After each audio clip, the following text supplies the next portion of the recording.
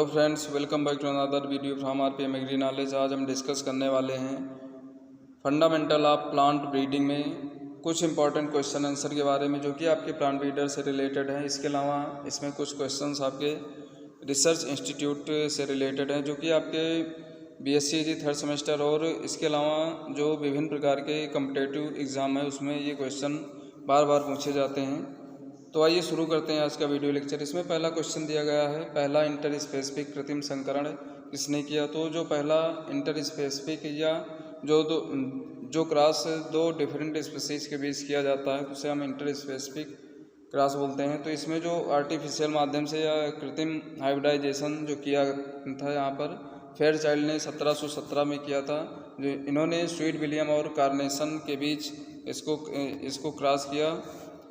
इसके बाद अगला क्वेश्चन है, चुकंदर में अध्ययनों के आधार पर संतत परीक्षण या प्रोजनी टेस्ट की अवधारणा की व्याख्या की थी।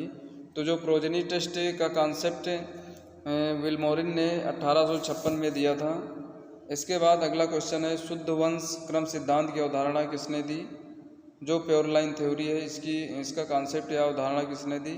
और इसके अलावा शुद्ध वंश क्रम, प्योर लाइन, जीन प्रारूप जीनोटाइप एवं लक्षण प्रारूप फिनोटाइप शब्दों का सृजन किया। तो ये जो इन शब्दों का सृजन करने वाले और प्योर लाइन थ्योरी की अवधारणा या कॉन्सेप्ट देने वाले साइंटिस्ट हैं जोहानसन। इन्होंने 1903 में ये कार्य किया था। इसके बाद अगला क्वेश्चन है, विसंयोजन एवं स्वतंत्र अभिवन नियमों की खोज किसने की, जिसके कारण आनुवांशिकी का पिता कहलाते हैं। जो लॉ ऑफ सेग्रीगेशन और इंडिपेंडेंट असॉर्टमेंट, जो दो नियम की खोज की थी और जिसके कारण फादर ऑफ जेनेटिक्स कहा जाता, वो जीजे मेंडल हैं। ग्रेगर जोहन मेंडल को माना जाता है। इन्होंने ही इन दो नियमों की खोज की जिसके कारण जेनेटिक्स की शुरुआत हुई। इसके कारण इनको फादर ऑफ जेनेटिक्स कहा जाता है। अगला क्वेश्चन है, टिटिकम स्टिवम तथा सिकल सीरियल, इन दोनों के बीच जो संकरण करके टिटिकल किस्म बनाई गई, ये किसके द्वारा किया गया कार्य। तो ये कार्य करने वाले साइंटिस्ट का नाम है रिम्पू, जो कि 1890 में इस कार्य को किया था। और मानव द्वारा निर्मित ये पहली टिटिकल किस्म थी, जिसमें टिटिकम स्टिवम और सिकल सीरियल गेहूं और राई का क्रॉस करके इस किस्म को तैयार किया गया था। इसके बाद अगला है, एकल पादा पुराण की अवधारणा की व्याख्या प्रस्तुत की थी। तो जो सिंगल प्लांट सिलेक्शन है, ये इसकी अवधारणा निल्सन एहले ने 1900 में की थी। इसके बाद अगला क्वेश्चन है, मात्रात्मक लक्षणों की वंशागत की बहुकारक परिकल्पना या मल्टीपल फैक्टर हाइपोथेसिस दिया था। तो ये भी निल्सन एहले ने 1908 में इस बहुकारक परिकल्पना दी थी। इसके बाद अगला क्वेश्चन है, यादृच्छिक संगम समष्टियों या रैंडम मैटिंग पॉपुलेशन को निरूपित करने वाले नियम हार्डी वाइनबर्ग नियम की खोज किसने की। तो ये जो खोज करने वाले खोजकर्ता हैं हार्डी और वाइनबर्ग, इन्होंने ही 1908 में जो रैंडम मैटिंग पॉपुलेशन को निरूपित करने वाला नियम था, इन्होंने ही इसको दिया था। तो इन्हीं के नाम पर इसको हार्डी वाइनबर्ग नियम भी कहते हैं। इसके बाद अगला क्वेश्चन है, मक्का में संकरों के जनकों के रूप में इनब्रेड या अंता प्रजात के उपयोग का सुझाव दिया था। तो इस अंता प्रजात का सुझाव देने वाले जी.एस. सल हैं। इन्होंने 1909 में इस कार्य को किया। इसके बाद अगला है, संकरोज या हेट्रोसिस शब्द का सृजन किया था। तो हेट्रोसिस शब्द जो है वो जी.एस. सल के द्वारा 1914 में दिया गया था। इसके बाद अगला क्वेश्चन है, मक्के में संश्लिष्ट किस्मों या सिंथेटिक वैरायटीज़ का उपयोग का सुझाव दिया था। तो इसके उपयोग का सुझाव देने वाले साइंटिस्ट हैं एच.के. हैज और जे. गार्बर।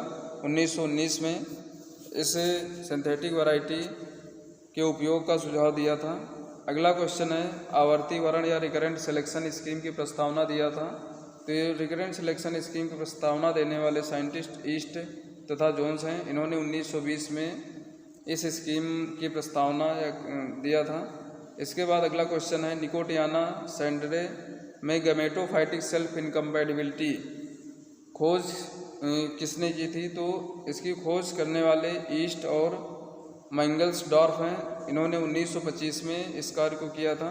इसके बाद अगला क्वेश्चन है, फसलों के उद्गम केंद्रों या सेंटर ऑफ ओरिजिन की अवधारणा किसने दी? तो एन.आई. बेबिलो के द्वारा 1926 में सेंटर ऑफ ओरिजिन की अवधारणा दी गई थी। इन्होंने शुरुआत में इसको 8 सेंटर ऑफ ओरिजिन दिए गए थे। इसके बाद अगला क्वेश्चन है, मूली एवं पात गोभी में संकरण से रैफनोबैसिका का कृत्रिम संश्लेषण किसने किया? तो इसको करने वाले कार्पिंचको हैं, इन्होंने 1927 में इस कार्य को किया था। इन्होंने मूली और पात गोभी में संकरण कराया और इसके द्वारा इन्होंने रैफनोबैसिका नाम की एक अलग प्रजाति यहाँ पर उत्पन्न की थी। इसके बाद अगला क्वेश्चन है, ब्रेसिका की येलो टेट्राप्लॉइड स्पीशीज के उद्गम की स्कीम यू ट्राइंगल की प्रस्तावना दी थी। तो इसको जो यू ट्राइंगल है इसकी प्रस्तावना देने वाले साइंटिस्ट हैं नागाहारू यू 1935 में। इसके बाद अगला क्वेश्चन है, मक्के के टेक्सास कोशिका द्रव्य नरबंधता साइटोप्लाज्मिक मेल स्टेरिलिटी CMST की खोज की थी। तो इसके साइंटिस्ट हैं राहोट्स 1938 में इन्होंने इस कार्य को किया था। इसके बाद अगला क्वेश्चन है, एकल बीज वंश पद्धति सिंगल सीड डिसेंट मेथड की प्रस्तावना किसके द्वारा दी गई? इसको देने वाले GH गोल्डन है, इन्होंने 1939 में सिंगल सीड डिसेंट मेथड या एकल बीज वंश पद्धति की प्रस्तावना दी थी। इसके बाद अगला क्वेश्चन है, जीन फॉर जीन हाइपोथेसिस की प्रस्तावना किसने दी थी? तो जीन फॉर जीन हाइपोथेसिस जो यहाँ पर हाइपोथेसिस है इसकी प्रस्तावना देने वाले साइंटिस्ट हैं H.H. फ्लोर के द्वारा ये प्रस्तावना यहाँ पर जीन फॉर जीन हाइपोथेसिस दिया गया था। इसके बाद अगला है, रोग रोधिता की ऊर्ध्व या वर्टिकल एवं क्षैतिज या हॉरिजॉन्टल रोधिताओं की अवधारणा किसने दी? तो इसको देने वाले साइंटिस्ट हैं वंडर प्लैंक 1963 में इस अवधारणा को प्रतिपादित किया था या दिया था। इसके बाद अगला क्वेश्चन है, कपास की संकर किस्म H4 खेती के लिए सर्वप्रथम विमोचन किसने किया था? तो C.T. पटेल ने 1970 में कपास की जो पहली संकर किस्म है H4 इसको विमोचित किया था यानी कि रिलीज किया था। इसके बाद अगला क्वेश्चन है, भारत में व्यापारिक कृषि के लिए विकसित अरहर की प्रथम संकर किस्म कौन थी? तो इसमें अरहर की प्रथम संकर किस्म जो व्यापारिक कृषि के लिए विकसित की गई थी वो ICPH 8 थी। अगला क्वेश्चन है, धान में बौनेपन जीन का स्रोत कौन सी किस्म मानी जाती है? तो धान में जो बौनापन के स्रोत के रूप में जो वैरायटी यूज़ की गई थी उसका नाम है D.Geo ऊजन। ये वैरायटी जो कि बौनेपन के जीन इसमें पाए जाते थे तो इसका प्रयोग किया गया था जो अन्य बौनी प्रजातियां डेवलपमेंट करने के लिए। इसके बाद अगला क्वेश्चन है, गेहूं में बौनेपन जीन का स्रोत कौन सी किस्म मानी जाती है? तो गेहूं के लिए नोरिन 10 किस्म है, इसमें जीन 2 पाए जाते थे, RST1 और RST2। इन 2 जीनों का प्रयोग किया गया था जो कि किस्म नोरिन 10 थी।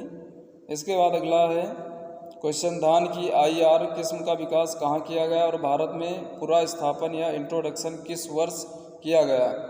तो इसका क्वेश्चन है IRRI 1966 में इस किस्म को विकसित किया गया और भारत में 1966 में इस किस्म को पूरा स्थापन या इंट्रोडक्शन किया गया, वहाँ से लाकर यहाँ भारत में उगाया गया। इसके बाद अगला क्वेश्चन है, गन्ने का नोबलीकरण किसके द्वारा किया गया? तो गन्ने का जो नोबलाइजेशन है वो बार्बर और वेंकट रमन ने गन्ने का नोबलाइजेशन किया था। इसके बाद हमारा अगला क्वेश्चन है, स्पोरोफाइटिक सेल्फ इनकम्पैटिबिलिटी को क्रेपिस और पार्थेनियम में किसने देखा था? तो क्रेपिस प्लांट में सबसे पहले स्पोरोफाइटिक सेल्फ इनकम्पैटिबिलिटी बैबकॉग ने देखा और पार्थेनियम में जो स्पोरोफाइटिक सेल्फ इनकम्पैटिबिलिटी है उसको गर्स्टेल के द्वारा देखा गया था। इसके बाद अगला क्वेश्चन है, ईयर टू रो विधि का उल्लेख किसने किया? तो ईयर टू रो विधि का उल्लेख हॉपकिंस ने किया था। इसके बाद अगला क्वेश्चन है, म्यूटेशन शब्द दिया था, तो म्यूटेशन जो शब्द है इसको ह्यूगो डी व्रीस ने दिया था। इसके बाद अगला क्वेश्चन है, आवर्तक चयन या रिकरेंट सिलेक्शन का आविष्कार किसने किया? तो आवर्तक चयन या रिकरेंट सिलेक्शन का आविष्कार हल ने 1945 में दिया था। इसके बाद अगला क्वेश्चन है, जो कि अब ये जो क्वेश्चन है आपके विभिन्न प्रकार के रिसर्च इंस्टीट्यूट से रिलेटेड है। तो इसमें पहला क्वेश्चन है IRRI international rice research institute, ये कहाँ पर स्थित है? तो ये मनीला फिलीपींस में स्थित है। ये आपका अंतर्राष्ट्रीय चावल अनुसंधान केंद्र है। ये आपका मनीला फिलीपींस में स्थित है। यहाँ पर आपको ये भी ध्यान रखना है कि आपसे क्वेश्चन में कभी कभी फुल फॉर्म पूछ लिया जाता है स्थान के बजाय, तो इसको आपको ध्यान में रखना है। इसके बाद अगला क्वेश्चन है Indian Institute of pulse research, ये आपका कहाँ पर स्थित है? तो ये आपका कानपुर में स्थित है। इसके बाद अगला है NBPGR national bureau of plant genetic resources, ये कहाँ पर स्थित है? तो ये आपका नई दिल्ली में स्थित है।